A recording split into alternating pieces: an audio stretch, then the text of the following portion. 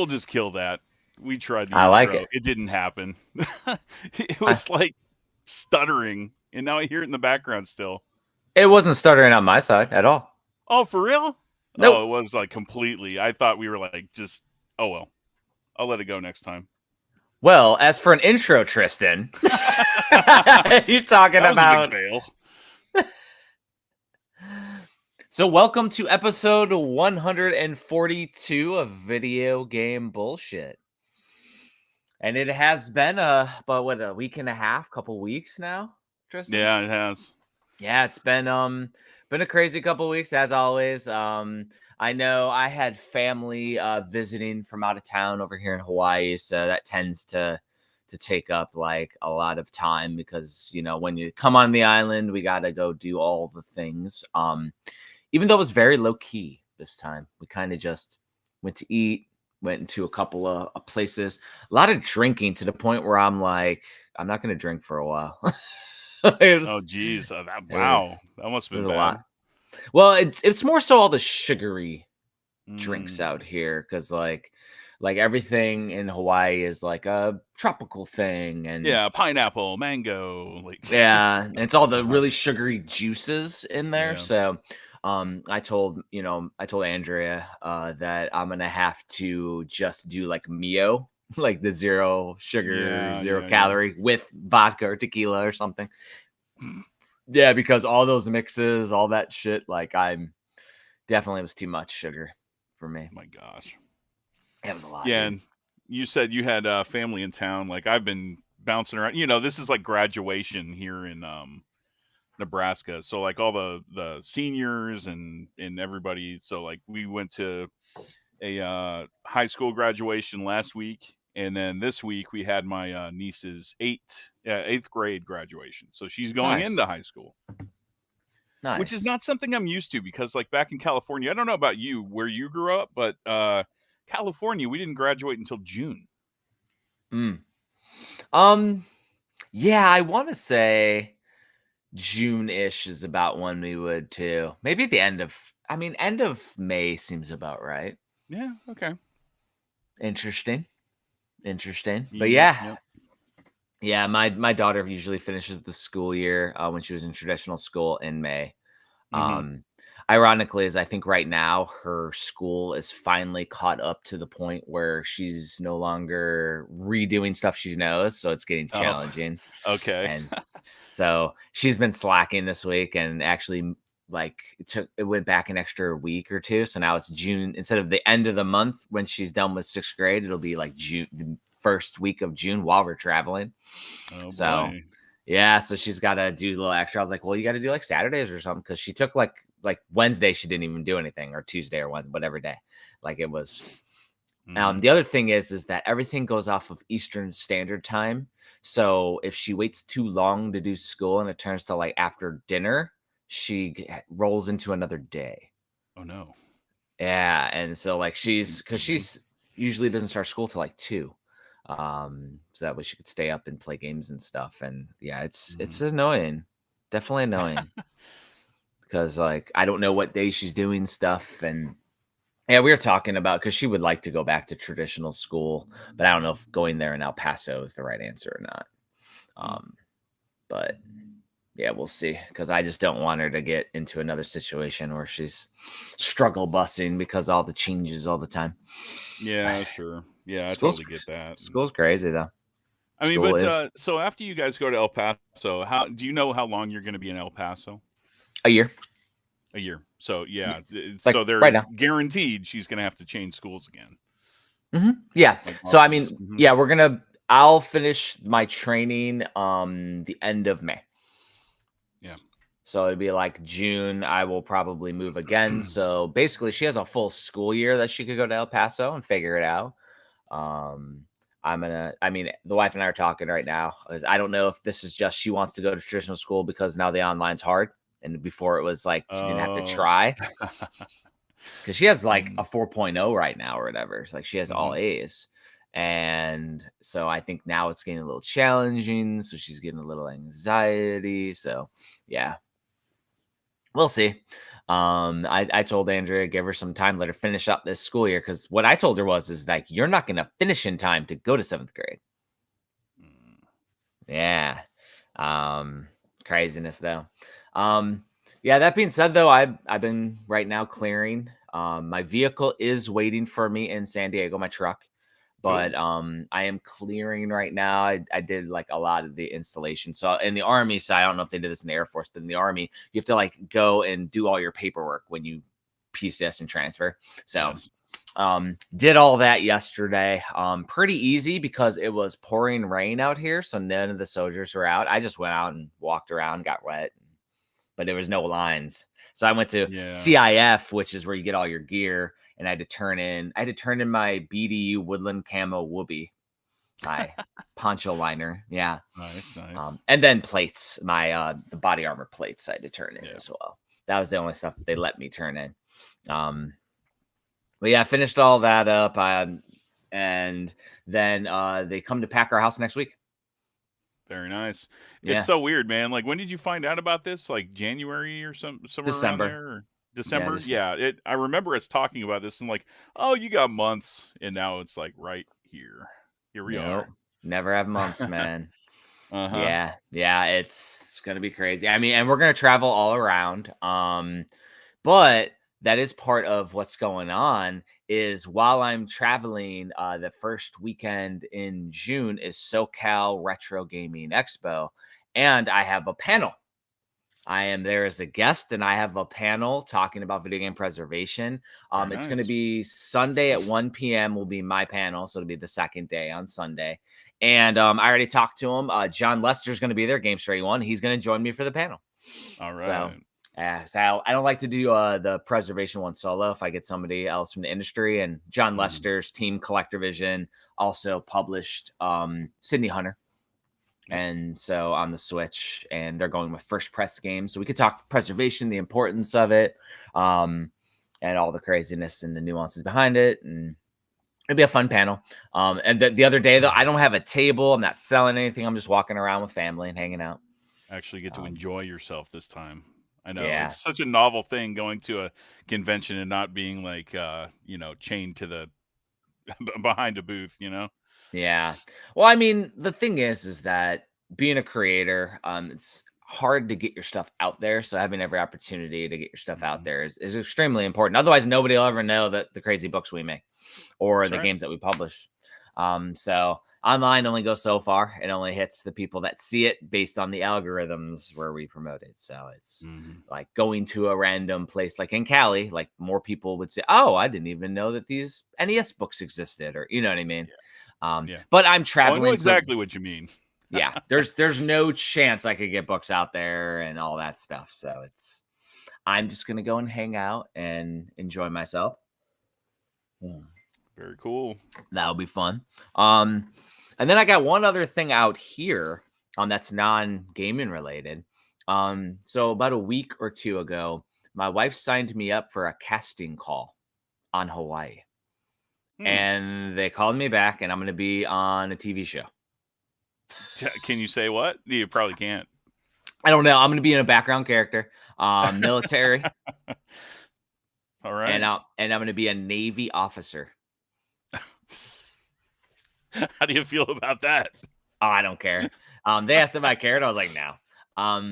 The only thing I know is that it'll be part of a funeral where I'm doing a 21 gun salute. Okay. So that's all I know. I got to go do fitting and like before they pack up my house. And then the week after, my household goods like come on the 28th. The 29th, we film all day. What I don't know is the show because NCIS Hawaii was just canceled. So it's not NCIS Hawaii. I know that. Hawaii 5-0 maybe? I don't know. No, those are all done. It's all done? Okay. I don't know what show it is. Somebody said it might be a movie because it should be crazy. Yeah, I was like, it's like whatever you need. Yeah. You need to walk up and like look straight at the camera and say, pay F or press F to pay respects. Press F to pay respects. You don't know what that is? Why wouldn't I just say video game bullshit? Yeah, you can do that too. Yeah. No, I don't know the press F thing. Oh my gosh, yeah, that's a huge Mhm. meme. It was out of Call of Duty. I can't remember which one, but like you're at a funeral, and like Teabag. it literally tells you, like, once you're up at the coffin, that you can press F to pay your respects, and people are like, this is ridiculous. Like, Yeah. so if you ever see anyone press F in chat, to like pay their respects, that's what they're doing. Oh, there's meme in it. Yeah. Yeah, I never play Call of Duty. Yeah, but yeah, me neither, but it was a thing for a while. Yeah. Freaking odd. So for gaming related news, unless do you have any non-gaming related news? Non-gaming? No. I don't think so. All of our So tornadoes have passed, so that's not a thing anymore. So gaming stuff and project related stuff that we've gotten going on. Since the last time we recorded, I did reactivate the HagensAlley.wordpress blog, the Hagen's Alley blog. Every VGBS episode is now on the blog.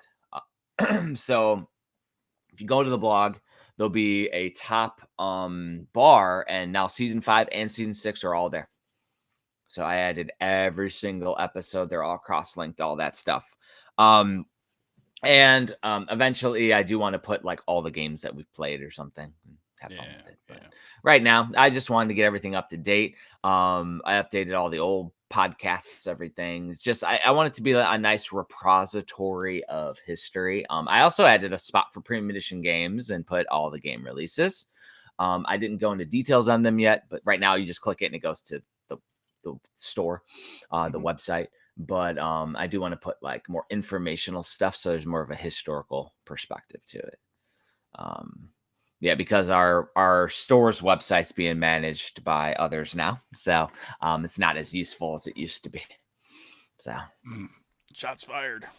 Yeah, not as useful. It's not maintained. So yeah, it'd be nice. The other thing that happened in the last couple weeks is Andrew and I finally recorded the newest, latest Phobos Militia on Terrifier 1 and 2. That's something that Andrew wanted to do as a tribute to Kyle, because on old VGBS we had Phobos Militia Hobbycast go on in between episodes sometimes, and we went through episode 13, ironically, and so this time, though, I decided to create its own podcast RSS feed. So that way, because there's always the whole thing. It's like people want to listen to VGBS for games. They don't want to hear about horror movies or other shit.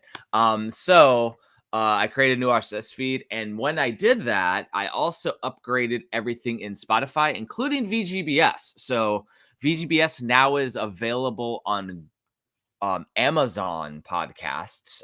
There's about 4 other podcast ones that I didn't even know existed when I started clicking around. So I made like VGBS available everywhere. So our podcast should have a much larger audience now, because I just clicked around, registered it, did all the little stuff. I was doing that. That was right before my family came out. I was messing around with all of that. It just spent a day and getting VGBS out there. Freaking fun though, man. But yeah, so the availability should be wide. And then let's see. So in between, after I finished playing homework stuff, I ended up going down a rabbit hole for a game that I backed on Kickstarter. I don't know if you've heard of Turbo Kid. What's no, I haven't heard of the game, but I mean, like, it's a rabbit hole. I know, but what's the toy that they're after in Jingle All the Way? Turbo Man. Turbo Man. Okay, that's just what popped into my head. But so you're old. Yeah, I'm old too. But yes. Turbo Kid is a rabbit hole because Turbo Kid was a movie from a few years ago. It's all retro, like themed in a wasteland, and everybody's riding on bicycles. And it is freaking crazy. I don't know if it's the Michael Forsythe is in it. I think that's his name. Villain in a lot of stuff. He's in the movie. But Turbo Kid is a Metroidvania. Oh. And you play it as the Turbo Kid. There's actually a bicycle that you get to ride in the game. You run around like Metroid, but then you can press a button and a bicycle appears, and you get to like do bicycle tricks and shit to traverse. It's freaking fun. Yeah, I ended up playing the whole thing. I beat it and everything. And I watched the movie, which I didn't realize, and I watched the movie, which is ridiculous. It is freaking B-movie style hilariousness, and there's gory as shit. Like he'll be sitting there and he'll throw a there's a villain who has a saw, and he'll shoot the saw and he'll chop somebody's head off, and then there's blood squirting over there, like practical effects, and Wow. like it is wild. It is crazy as hell. But the Metroidvania game itself is really good. The difference with that one is that there's only about 5 biomes, which the biomes are the sections of the Metroidvania. But they're huge. I mean, they're like the biomes are the size of a normal Metroidvania game. And every single nook and cranny, there are hidden stuff and hidden crevices, and it is wild and crazy. Yeah, it is such a fun game for Turbo Kid, though. I'd highly recommend it. Something that we could go into more detail on in a future homework episode, maybe. Did you say what platform it's on? It's on Switch? It's on Switch. It's on Steam. Okay. And I don't know if it's released yet on Switch, though. Because the Steam, I got my Kickstarter backer code. Yeah. Is how I got mine. So it was fun as hell, man. I loved it. The other game I've been playing, which just was released, it was blind dropped. I don't know if you were tracking. Hades 2 came out. Yeah, I did see that. Yeah, a lot of streamers are playing that right now. And I've been playing it. I remember we did the Switch Mania Playcast episode on Hades 1 back in the day with Barry and old Jay Pizzle. And I got obsessed with Hades 1. So Hades 2 is amazing. More of the same. It's freaking awesome. I went through and beat it a few times. You're going against, instead of going against Hades, you're going against Hades' father, which is Kronos. Okay. Kronos, the god of time. Gotcha. Yeah. It's all Greek. It's all mythology based. Yeah. But yeah, Kronos is trapped Hades, and you go through and you play through each piece. Apparently, eventually I can unlock the overworlds, because right now you go to the underworld to try to rescue Hades, and you don't play as the same character. You play as his daughter. Yeah. And there's like five different weapons right now that I have unlocked. It's really awesome. You can have familiars go with you. I mean, and Hades is over the top, a roguelike type game. Yeah. So it's just you're supposed to die. You're supposed to keep going through, grinding through. Even if you beat the game, you die and you get sent back. Like even when you beat it, you continually grind through. I think it's 16 hours or something in order to get through all the major story plots. Oh, that's it? Okay. Yeah. So it's 16 hours. That's if you're good. If you're bad, it'll take you. And I know, with Hades, just like Hades 2 has to have all this like extra content. So 16 hours is just if you beat it. Like, scratching the surface. Get everything. Yeah, exactly. Yeah, exactly. Yeah, I've been playing that. I was doing that while family was in. Since they've left, I haven't been tackling that as much. But yeah, it's been crazy. That's about all the shit that I've been up to. What have you been up to outside of homework? So I said that I started my new book. I'm not going to go into what it is, but you know what it is, and I've got over 1,100 entries already that I'm starting to fill in. Nice. Yeah, so that's going to be a really fun book. Yeah, it's in there. Like I said, I did my research, and there's no one place that has everything. So there's a lot of stuff that I'm adding to it that no one thought to. So it will be fun to read through. Nice. Yeah. I know that's very cryptic, but I mean, if we're talking, I got to protect my my own interests here, since it hasn't been done before. Yeah. Oh, and the thing is, since we're talking project updates, I mean, I do have something. Yeah. Got this. Yes. I saw the picture. Metroidvania nice, Chronicles Phase 1. This is the advanced copy that I get.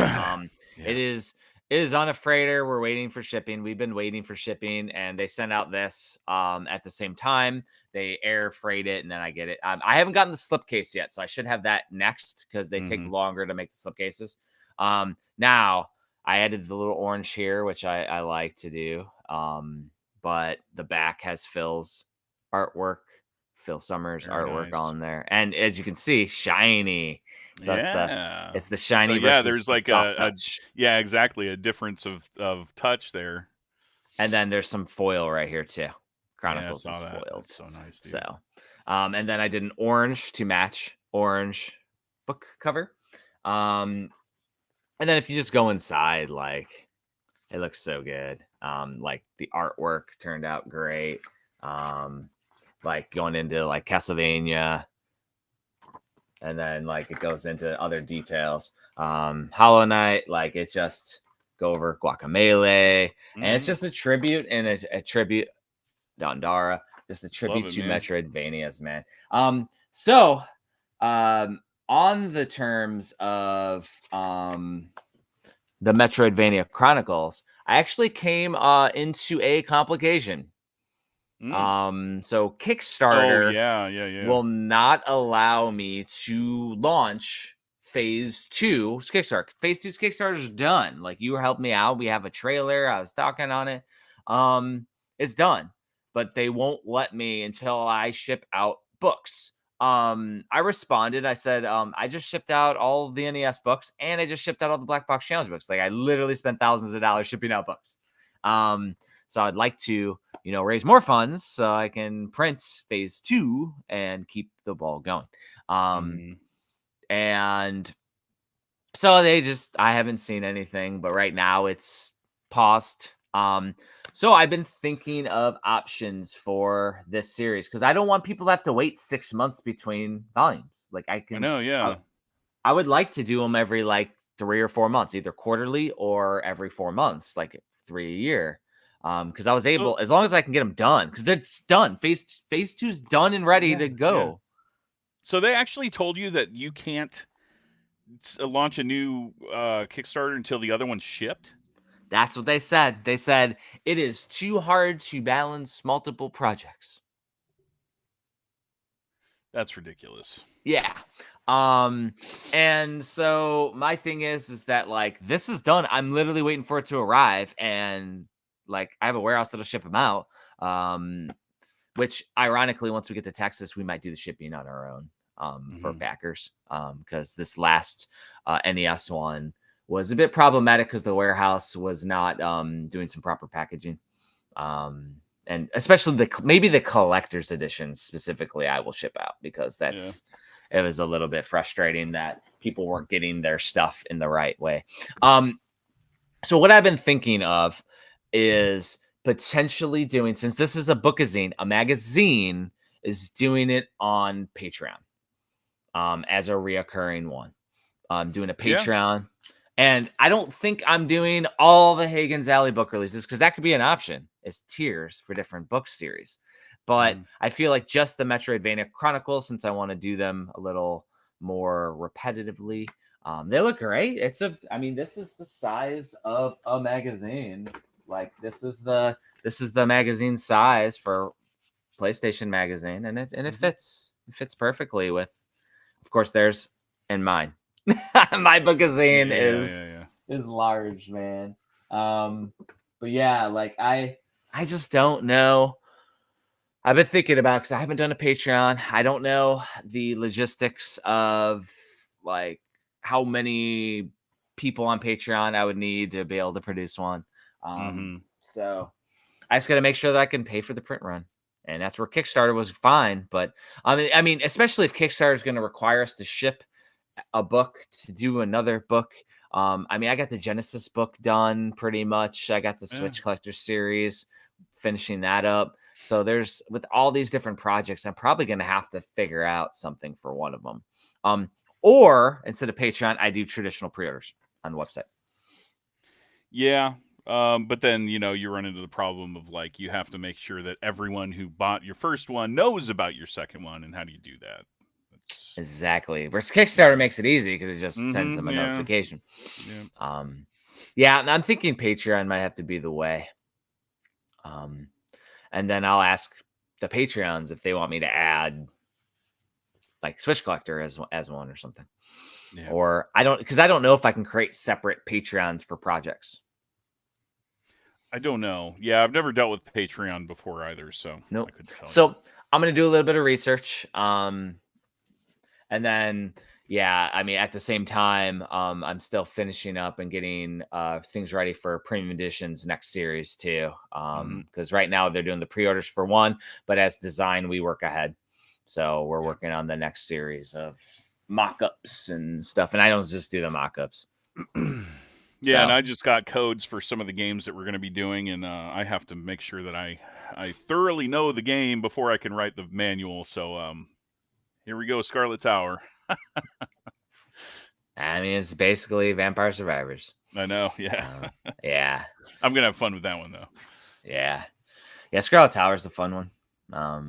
Yeah, I was working on because I already did a mock-up of the retail insert, but the developers had a different idea. They submitted an art piece, but it didn't have enough bleed. So when I did it, it was like there's a lot of real estate at the top, and so they actually recreated it with bleed. So I gotta check that out. So that's kind of the back and forth though, is that like getting the proper artwork is important. Yeah. Well, as long as they get it layered, 90% of the time I can make it work. But if they want it exact, they're gonna have to recreate. So they wanted it exact.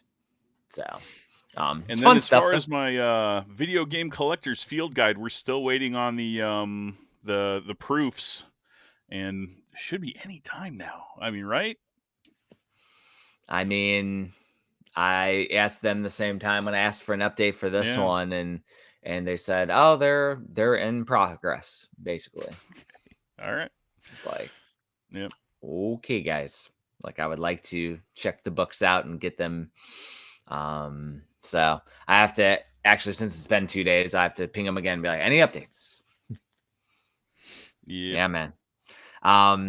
Yeah, I mean, I'm just working on some projects. Those are gonna be real fun. I got some new books in the marination stage, but I want to finish because the scope creep that is the Genesis homebrew, I still got to finish that. Yeah. And then I mean turbos after that, and that's gonna take me years. So that'll be a fun one though. That'll be a real fun one. It'll be cool to do. But I still gotta start it, but I want to finish Genesis first, get it done. You got to ask yourself though, like now that the N64 one is done from Contrary, what's he gonna do next? He's kind of a turbo person too, right? No. Oh yeah, logically it would be GameCube for him. Yeah. Honestly, I haven't followed the dude in years. I don't know what he likes. I just know. I know you're not trying to compete with him. That's not. No, I don't. No, what I said is honestly, I don't know what he likes. So if you know he's a turbo guy, you're a fan. You've followed him. You listen to him. Yeah. I used to follow their podcast all the time. No, the very first time he talked shit on authors, I stopped supporting the dude, and I haven't listened to a thing he said. So I don't know what he likes. I just know he's the NES guy. So he's done Nintendo stuff. I would assume he goes GameCube next, but yeah. Like if he likes turbo graphics, that's news to me. I didn't know that. Yeah.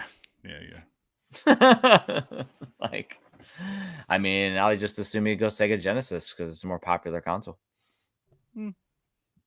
Follows me. Who knows? But yeah, like we said, I mean, we're not trying to beat anyone to the punch on anything or compete with anyone. We just make our own cool shit.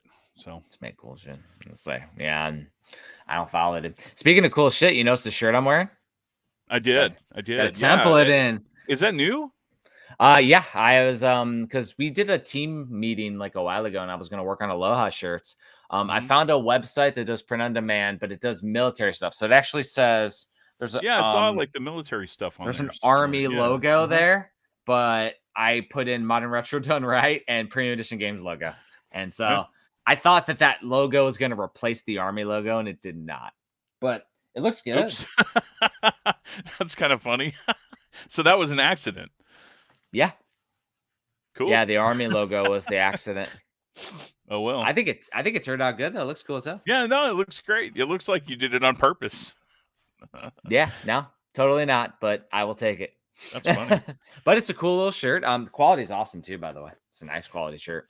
So I will contact them and see if they can do it without the Army one, and maybe we can make it available for people to buy merch wise. Thank you. It's a cool one. I guess we could talk about what we got in. Yeah, I wish I would have grabbed it. I only have one thing. I can just say what it is, so it's not a big deal. Okay. I got so like whenever I think it was Fallout 4 that this promotion was came out for, but like Target had like there was a mashup of Jones Soda. You know, they're like crazy flavors or whatever, but Jones Soda did like a thing with Fallout to make Nuka-Cola. And those sold out so freaking fast. Well, I unbeknownst to me, they did another like cross up with Fallout just recently for their Fallout TV show. So now they have Nuka-Cola Victory on the shelves, and I found that it was a place called Family Fare here. There were only 4 bottles, so I got all 4 of them. Nice. So you got some cola. Bought some soda. It's peach mango. It's not cola. Yeah. Interesting. It's Nuka-Cola Victory. Interesting. Freaking wild. Let's see. So side of the book, I did get this in the mail. Ooh. This is a homebrew. 4 8-bit slashers for the NES. Oh my gosh, that's nuts. So it's Fista Productions is who created it. So it's Friday the 13th, Return to Camp Blood, Halloween, October 31st, Nightmare on Elm Street, Son of 100 Maniacs, and Candyman, Be My Victim. Neat. And they're all homebrew games. That's cool, man. Yeah, so I think where'd you get that from? Was that a Kickstarter? Nope. It was a Facebook post. Really? Dang. Yeah, Facebook post. Dude sent me a copy. That's cool as hell. Yeah, it is really awesome. Yeah, like this is a really cool one. I haven't because I don't have my NES with me. I haven't been able to fire it up. But I would like to soon because that was a cool one. Other NES, I got a lot of NES shit in. I got in this Soko Banana. Okay. So Soko Banana is manufactured by Broke Studio, but Flip for Fate is who produced it. It's a really cool Zelda style game with plays a monkey. Yeah, it's a really fun little cool game. I thought that Soko Banana was done by same guy who did Super Bat Puncher. So I thought so, but it doesn't say his name on there anywhere. So maybe he changed his name to Flip for Fate. I don't know. Yeah, there's some puzzles. And then the third game that I got, which is an interesting one, is a bite-off game. And it comes with a paper printout. It is called Shot the Suns. And this is an interesting one because it's like very, very basic style, Zelda style game. But it comes on a cartridge with unique artwork. Very cool. A Famicom cartridge. Yeah, that doesn't look out of place at all. And it's like dirty, like purposely done dirty. That's cool. Like, 'cause it's a brand new board and everything, but the cartridge looks like it's been sitting in a smoky dungeon. So it's a very interesting one. So that, like, I got it and it just shows up like this, and I'm like, what the heck is this game? That's and cool. It's like, I don't know if this artwork's like from Santa Seiya or somewhere. It's from an anime though. I mean, I doubt that the guy got artwork commissioned for his small bite-off project that he did. But it is a really cool little release. The final one, which is an army one, which I showed you, is this thing. That is bananas.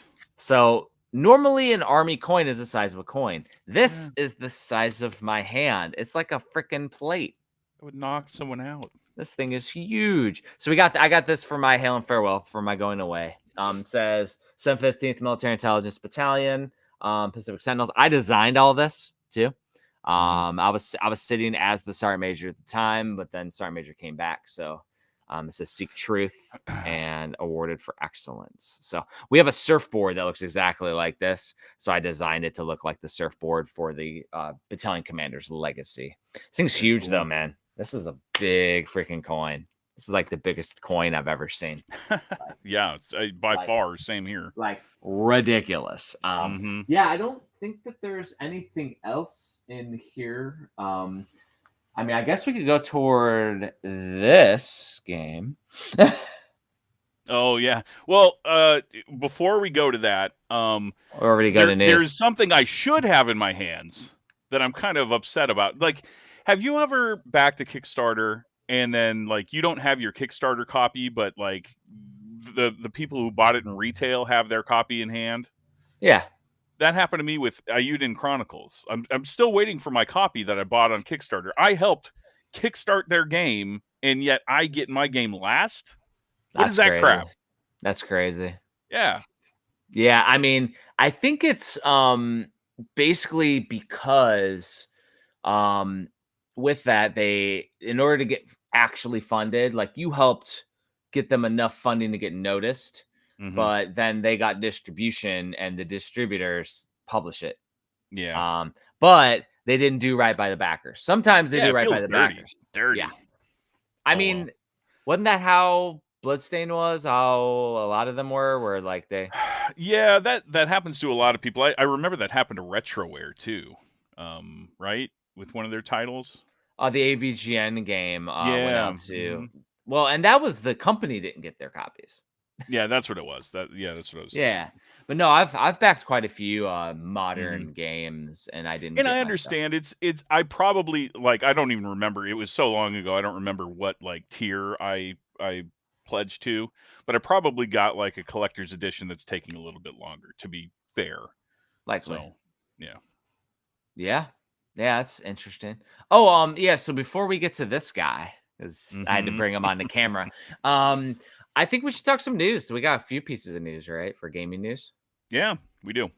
So, I mean, outside of the last time that we talked with the 3DO limited run game shenanigans, I think we didn't mention it, but it was like the game D was one of them. So the game D was one of them, and plumbers don't wear ties.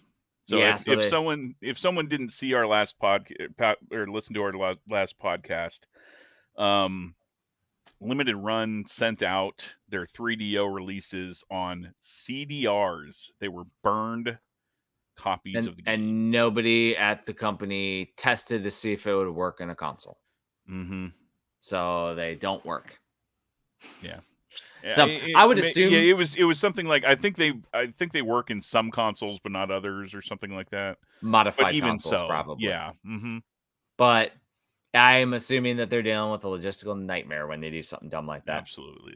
Yeah. They should have foreseen the pushback and the PR nightmare. I don't understand who okayed that, but whatever. Crazy. So there was Switch 2 news. Yeah, there was.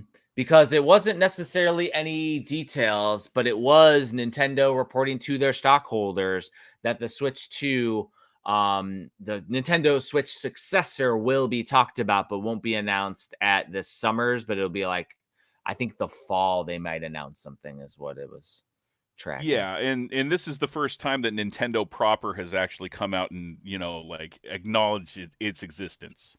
Exactly. So it exists. It's not a rumor anymore. Still nothing on the third-party portals that we have access to for premium edition games. There's still no mention there.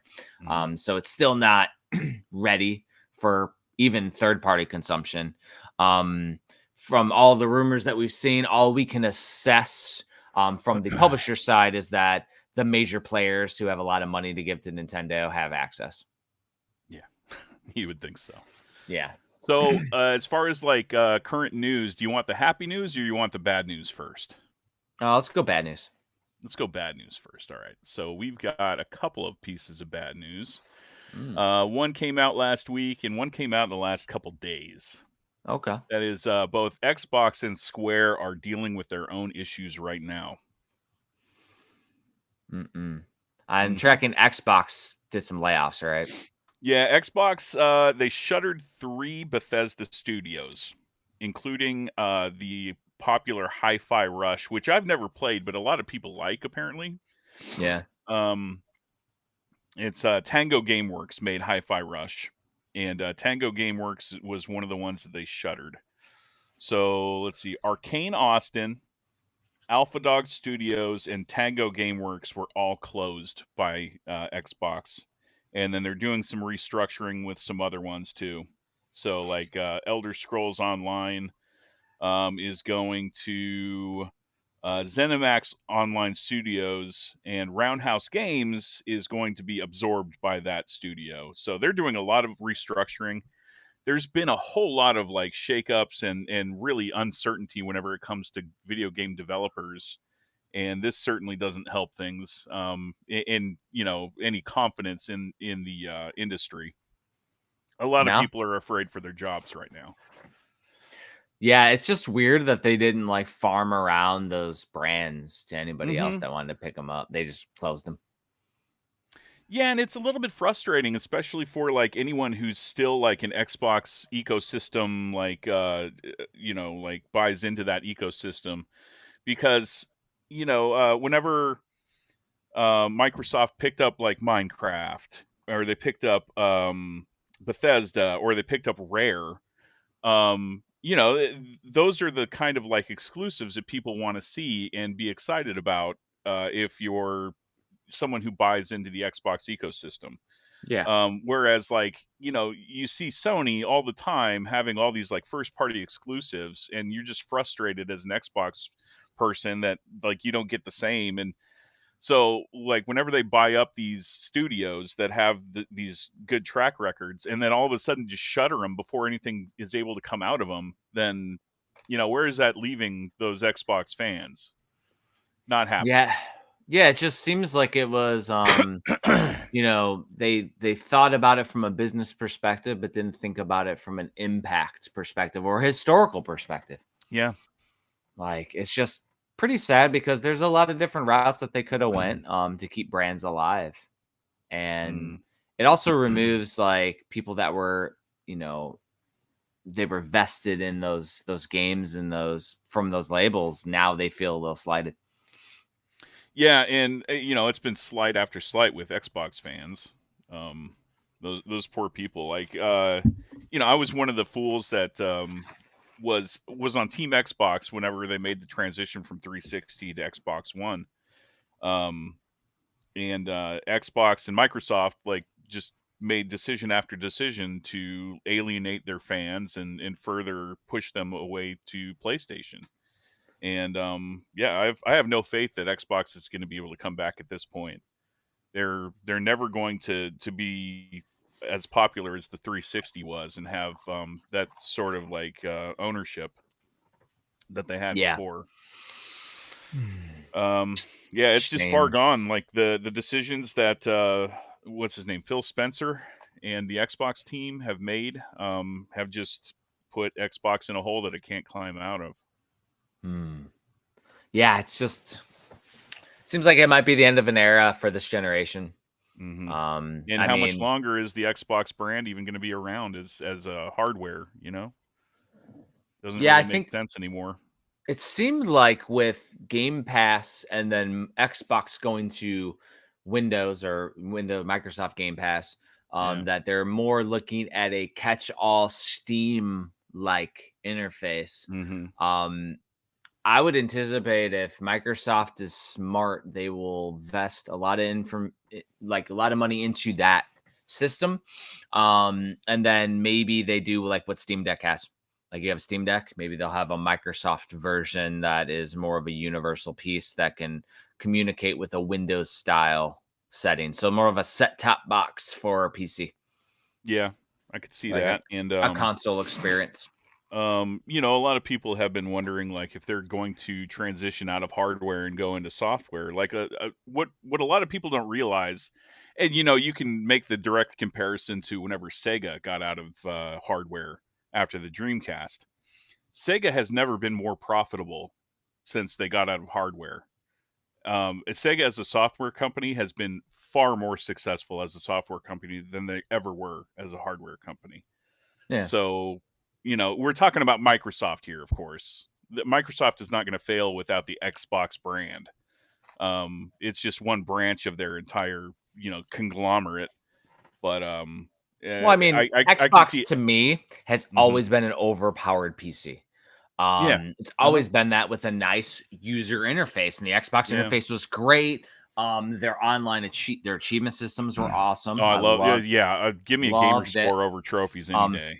I loved they were the first ones to do indie correct back in the 360 era with indie Hmm. games and brought that to the forefront. And their interface is clean. It's great to play online. Xbox Live was amazing. So all they have to do is take this new piece and structure their next thing around that, whether that be strictly onto Windows and they just go to PC gamers, or they create their own experience.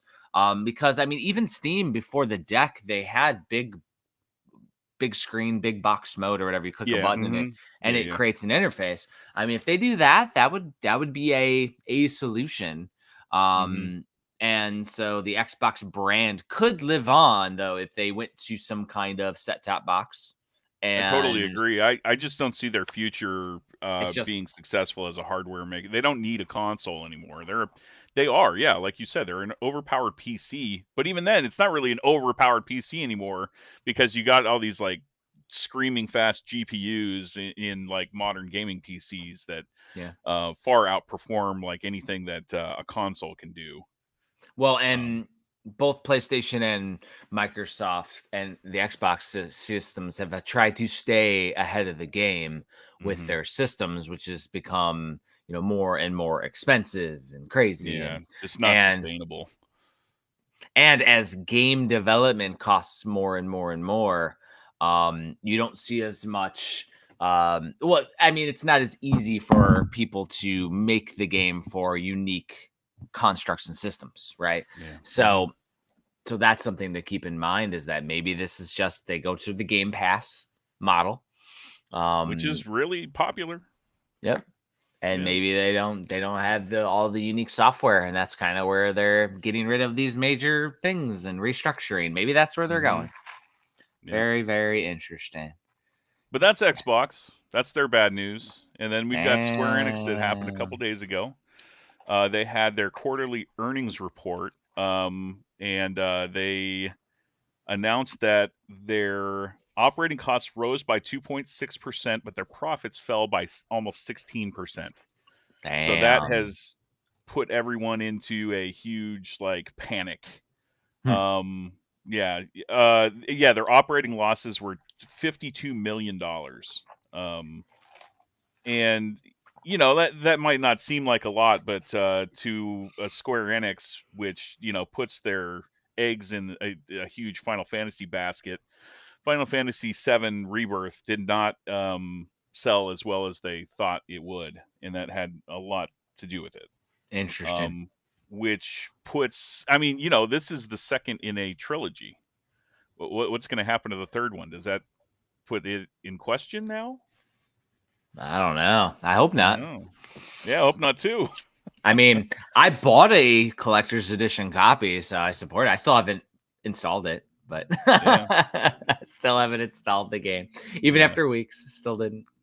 But They said overall it's a tough time for Square Enix, which and sorry, I'm reading from an IGN article right now. But nice. overall, it's a tough time for Square Enix, which already had absorbed a $141 million content abandonment loss, which means that Wow. they just canceled a bunch of projects that they had been working on and just chalked them up to losses. Really? They did not name the canceled or rescoped in development titles. Wow. So basically, they just like killed a bunch of shit. Yeah. Uh-huh. Hmm. So Square Enix and Square Enix fans are in panic mode too right now and just wondering what's going on. And the meme out there is like, remake Chrono Trigger, it'll save everything. I don't True disagree. story. True story.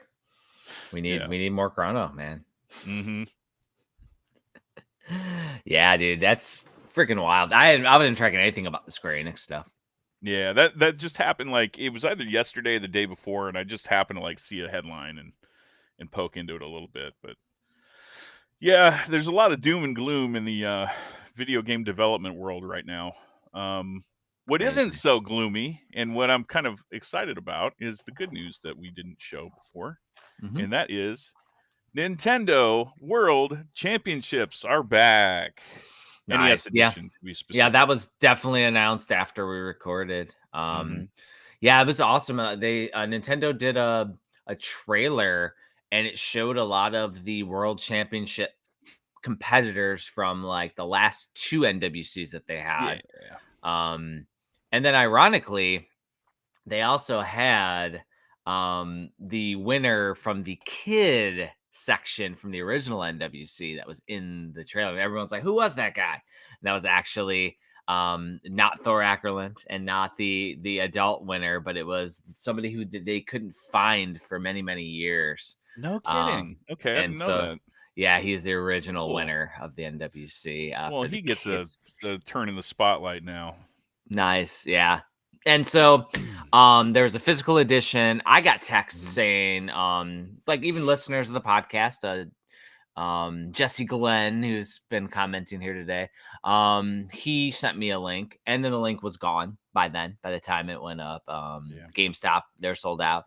I Hmm. was able to go to Best Buy and get one on Best Buy Yeah. online for Yeah, the I think I bought NWC. mine on GameStop whenever it was up. But yeah, it sold out pretty fast.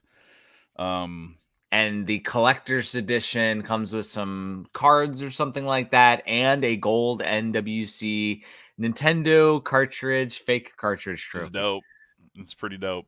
And then Japan has Famicom versions, and then Yeah. 2 Famicom controllers Hmm. from Switch Online. So you can Yeah. have the Famicom controllers, which I think is pretty cool. Insert.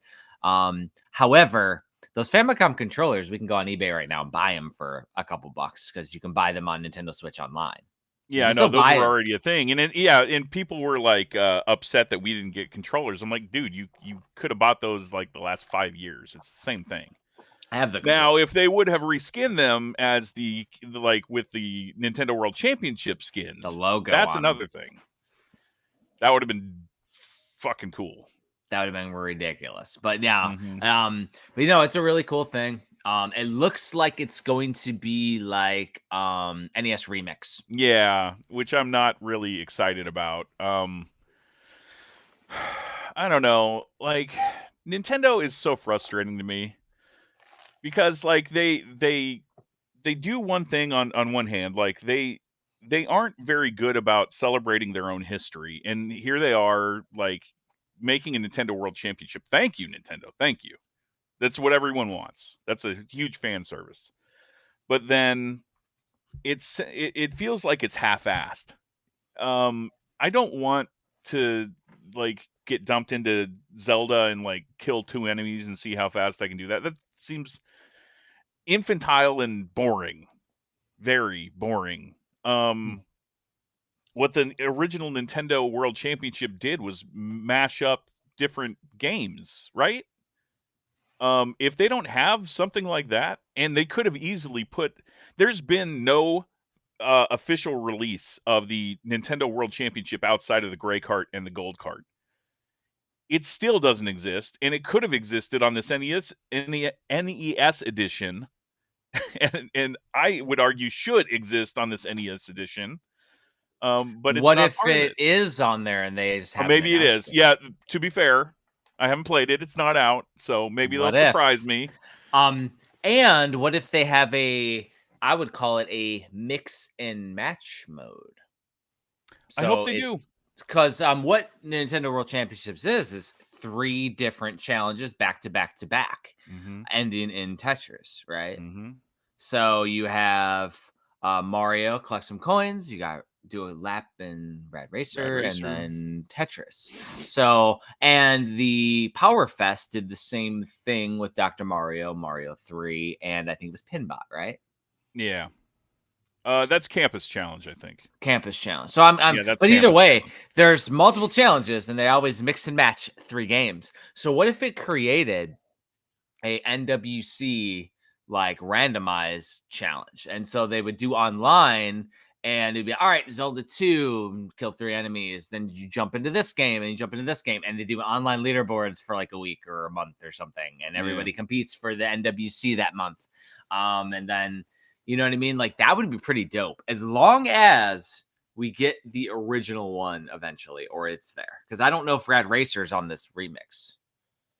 Yeah, I don't think it is. Or Tetris. No, it's not. So as long as we get that original ROM on there, so that way it can be online leaderboards for the NWC online. As I want to see that. Yeah, I would love to see that. And if they don't do it, it's a huge miss. And I'm basing my reactions and my opinions right now on what they've shown us, and I'm not excited about what they've shown us. Yeah, it's just what they've shown so far. I actually love NES Remix. I would love for that to be on the Switch. So I'm happy that it's coming. I'm happy that's coming because right now that's been locked to I think it's the Wii U, right? Yeah.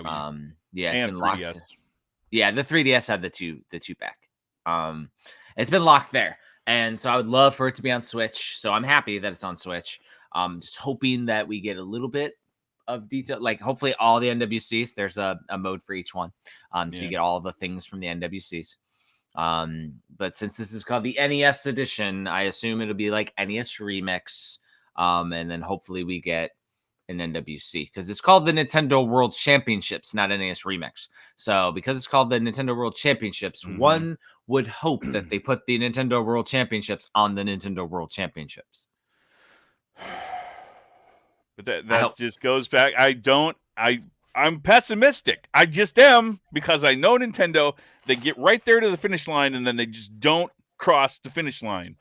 I'm getting like PTSD from freaking Tears of the Kingdom all over again. Like that game is amazing. The story is amazing, and then they got right to the ending. You're right there, but no, you F it up right at the end. And I feel like they're going to do the same thing.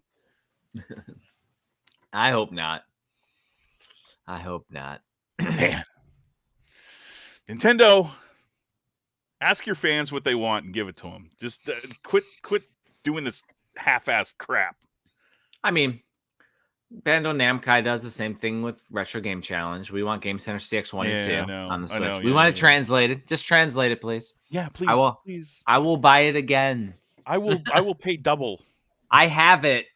I have the Japanese version. I can't. Me too. I can't play it without English like properly. I can play it, but it's not like I wrote a manual. I wrote an English. I translated the manual and put it in English, and did a release for that second game.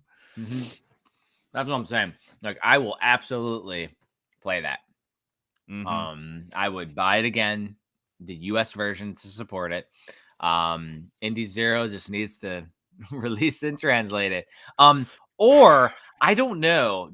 Do you know much about the Switch emulation scene? Do they have translation patches? If they have translation patches, then maybe somebody will use the translation patches from the Nintendo DS games and put the patches to Switch.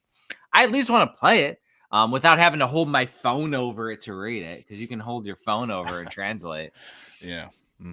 And yeah, especially like that freaking text adventure. Like that's where it's like complete gatekeeping. Like, I don't know Japanese. I can't play.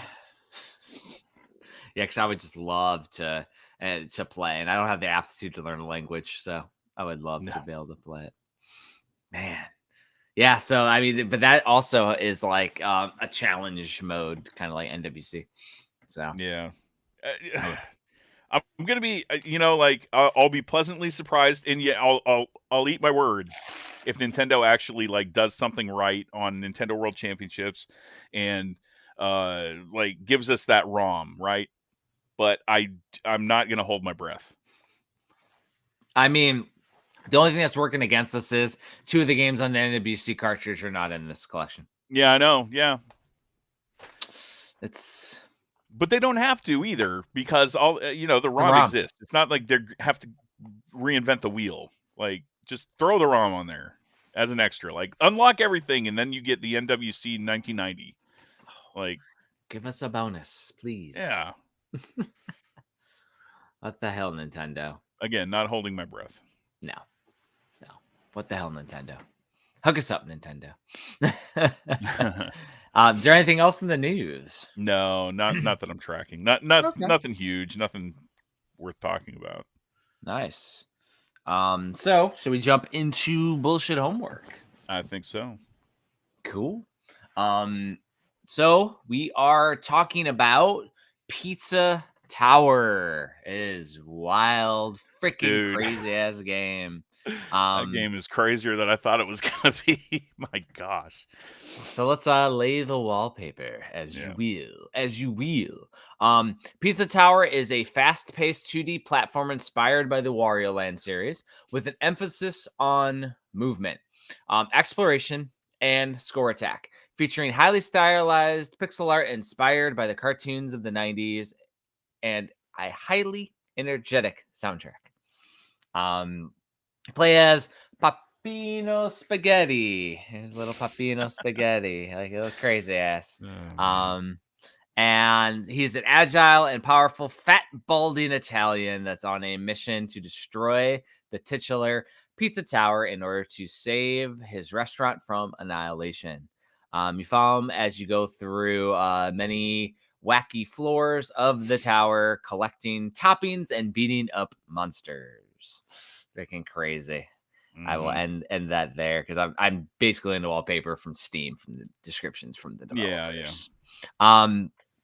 So I wrote, is a wild freaking game. It's like Wario Land, but on steroids, basically. I said each level has a title card when you put up the levels.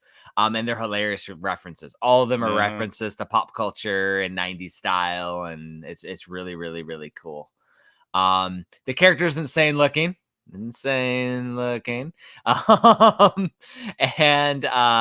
there's a different gimmick for each level. So like some of the levels, like in the second level, you'll jump on there, and Peppino Spaghetti will go to a dead body and like surf across the dead body, and or he'll ride on like a horse looking thing, or like every single thing has a gimmick. And they're kind of like the power-ups from Wario Land though.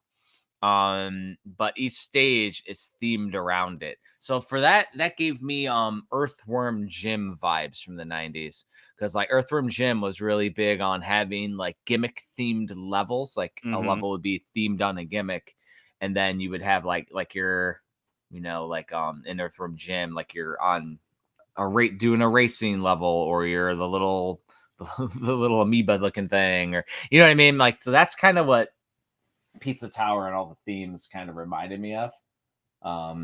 Was that type of theme. What were your initial thoughts with this though, Tristan?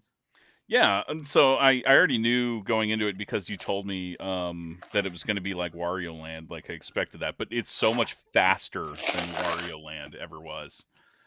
And yeah, it's like turned up to 11.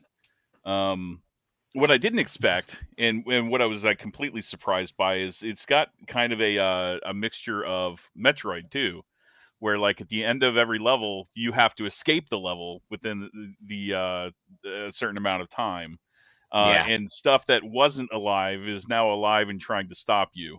What are those things anyway? It looked like statues or whatever. I don't know what they're called.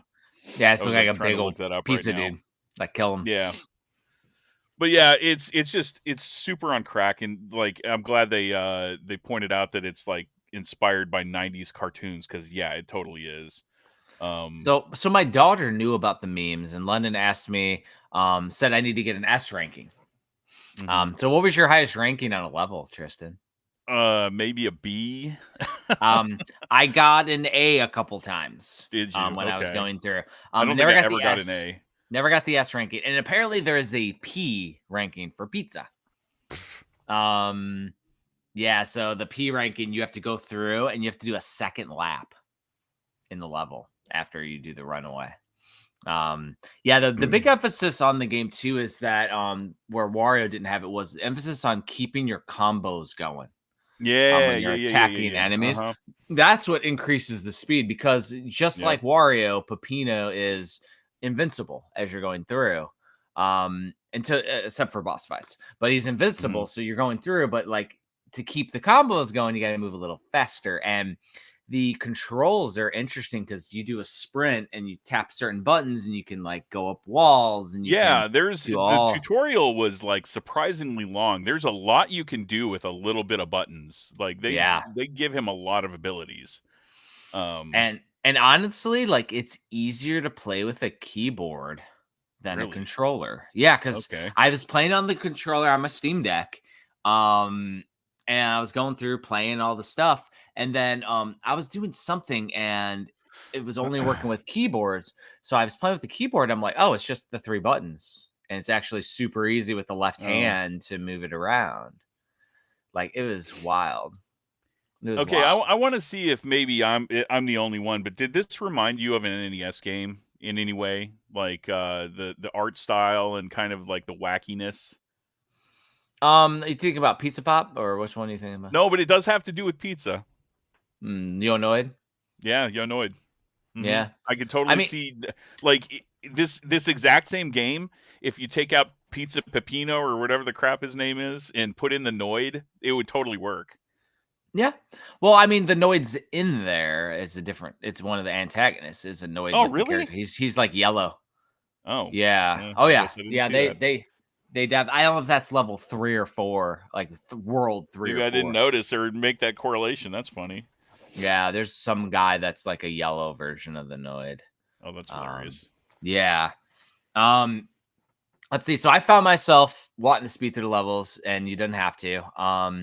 You have no health, just like in Wario Land. You just lose your combo multipliers. Once you hit a block at the end, his name is John Block, by the way. John Block. John Block. Gosh. Okay. Then the timer starts and you have to speed up. The boss battles, though, were interesting because they have health and multiple phases. So you have to like go through and attack the bosses. But you can keep retrying infinite times until you beat the bosses. So it's fun. It's satisfying. It's very satisfying, very accessible game. Because it makes me a great way for modern gamers to want to keep playing. You're rated on how many points you rack up, which is not getting hit, and collecting as many things as you can find. I don't think there's a rush, but like, you got to keep the combo flowing. That was the other thing that I forgot to mention is like another thing that I like that they included in I can't remember if all Wario Lands did this, but there's like a treasure that you find in each level. And yeah, so there's like some treasure or whatever. And I didn't really understand why he was collecting the treasures, but there are collectibles that you can find that are always hidden Yeah. in this game. Yeah, it's very interesting. Because I didn't really go through and try to do 100%, didn't try to do all the completionists. I was just playing through. I think I got through the first 2 worlds. I didn't go past that. I don't know how far did you get, Tristan? I don't even know. I was playing it last weekend, so Yeah, a couple of I bosses. played for like an hour or so. Oh, so you didn't get you probably didn't get to the No. Noid spot then on there. That's what it is. But yeah, no, the thing is though, is that for me it was super fun. Definitely one of the better indie style games that I've played in years. Definitely needs to stay in the rotation of what I will play. Because what I was doing throughout this whole time as I was playing like Turbo Kid or other stuff, I'd go back to Pizza Tower and play a level. Gotcha. It's just really fun to pick up and play on the side. And I think it's going to continue that for me until I get obsessed and then end up playing it to beat the whole damn thing. Yeah, but right now, for me, it's an A game. It's definitely an A game. No, about for you, Tristan.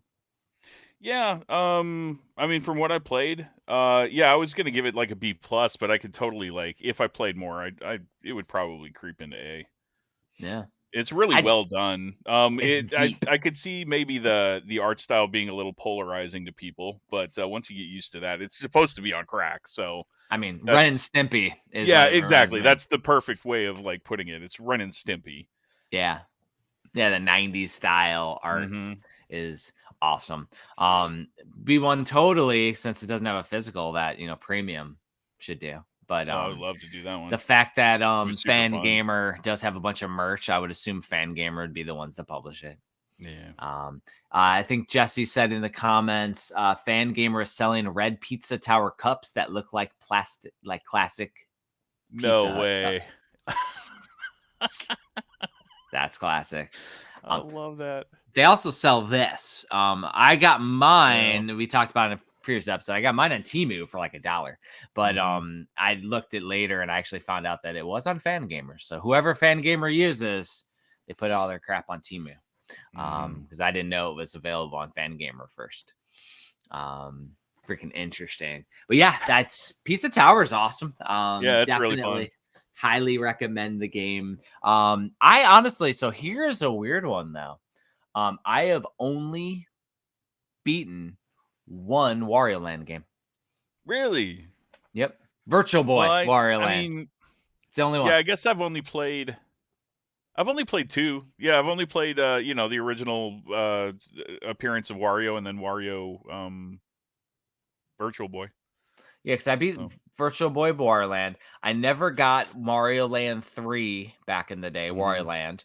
And then Wario Land 2, Wario Land 3. I have, and 4, I have them, Game Boy Advance and all that, or Game Boy Color to Advance and all that stuff. I've had them. I've played them for a second. Wario Land Shake It, played that one. Wario Land on GameCube, played it. But never, that's when it went to the, I got too many games and not enough time perspective, and, later on. And so I've only really beaten the first Wario Land. So it'd be interesting if I actually beat Pizza Tower before I beat an actual Wario Land game, besides for Virtual Boy Wario Land. Because which I think is honestly the best Wario game. Yeah. I want to say that Wario Land Shake It for the Wii does have the whole get to the end and have to go back to the beginning mentality of Pizza Tower. I'm pretty sure that's because the Virtual Boy Wario Land, you don't do that. I know that for a fact. But I haven't played any of the others. Obviously, I've played and beaten many times Mario Land 2 with Wario's debut, but he's the bad guy. It's not the Wario Land series. Yeah. So, shall we talk about what we're going to play for the next bullshit homework? Sure. And I asked Tristan before we recorded, do you want to play a role-playing game, which we may not have time to beat within the time frame before the next one, but it goes into alignment with your Square Enix piece. Okay. It is the game that is the spiritual successor to Chrono Trigger, and we have not played Setsuna? it.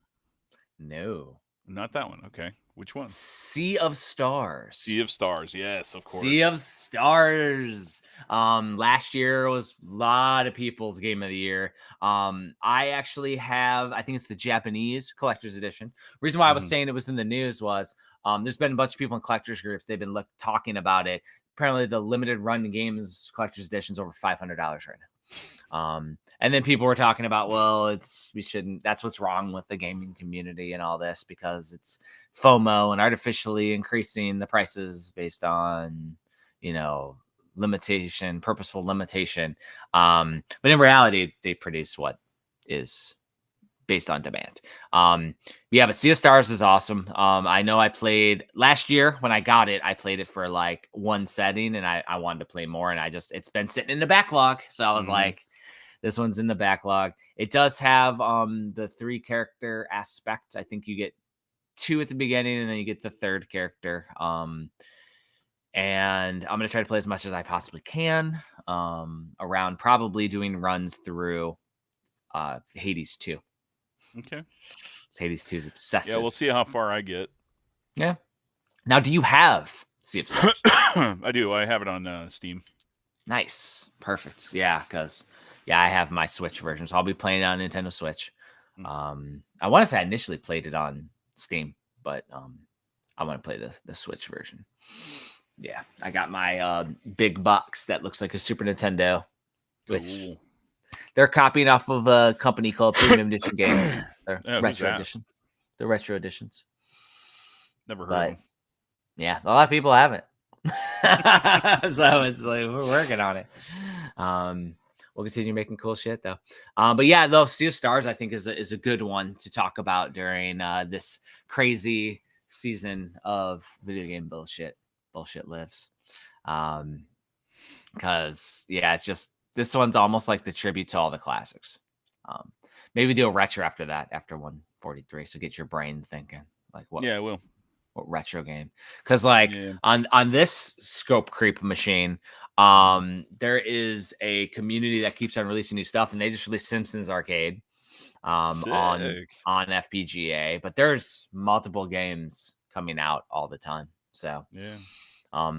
Ironically, though, because this is a single player machine, unless you put it on TV, if you do the 4-player Simpsons, you can only play as player 1. So you have to do the 2-player mod. 2-player mod allows you to select characters. Oh, yikes. Yeah, I would never play that game without playing as Homer. Yeah. And so I don't know who player 1 is. I think player 1 Marge. It's got to be Bart. It's got to be or Bart. Lisa. It's Marge or Lisa. Okay. Yeah, because Bart was in the middle, so he was either 2 or 3. But yeah, in order to change characters, like you have to play 2-player version. Same thing with Ninja Turtles. If you play a 4-player version, you always play as one single turtle, whereas if you're doing the 2-player version, you can select your characters. Gotcha. Yeah, but craziness. Did you see the last comment in the comments, Tristan? Looking now. Upgraded Elite wrote something, which is pretty funny.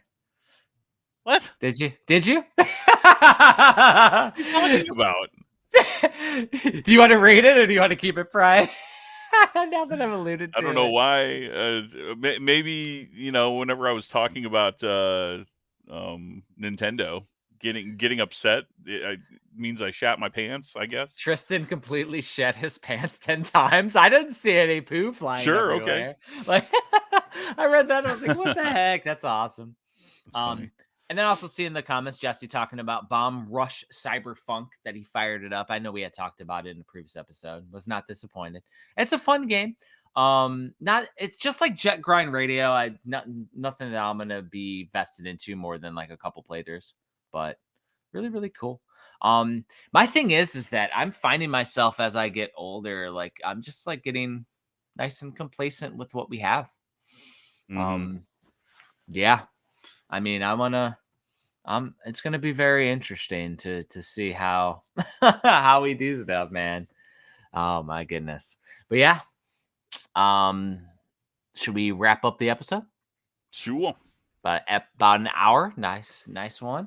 Yeah, so definitely follow us along. If you have any experiences with Pizza Tower, comment. You can leave voicemails on Anchor and Spotify on there, as well as you can always leave a comment there. Also on the blog, there'll be opportunities. There's opportunities on Facebook. We have it automatically. It's one thing about the blog is it'll automatically post it on social media platforms, so we don't have to like share and do all that craziness. And then make sure you join us for Sea of Stars and give us your favorite experiences, because I know it's a very polarizing game. The other piece is just to add a little expanded experience for Pizza Tower. Go ahead, Tristan and listeners, and go to the MatPat video and watch the whole theory of Pizza Tower and how creepy it is. Okay, will do. And how there's this whole underlying story of sabotage and insanity. It's like it's a very fun watch. It's before MatPat retired, so it's actually MatPat. But anyways, thanks everybody for checking out Video Game Bullshit, and we'll see y'all next time. Later, guys.